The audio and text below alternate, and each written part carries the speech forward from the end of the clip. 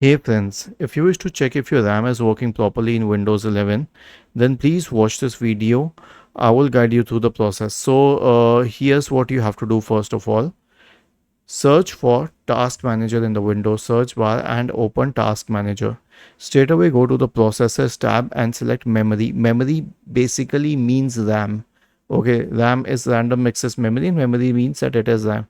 Just check the graph. Is it a straight line?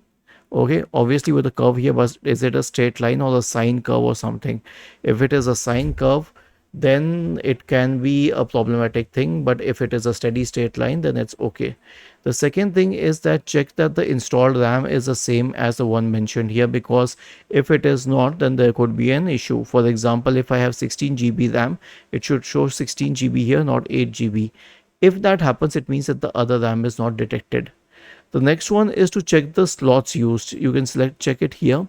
If there are two slots, so are both in use? Are there RAMs in both of them? If yes, then manage it accordingly. If there is one RAM, it means that one is faulty.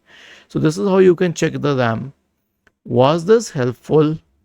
If yes, then please subscribe to the channel. If not, then let us know in the comment section of the video on how we could help you further. Thank you for watching this video and have a nice day.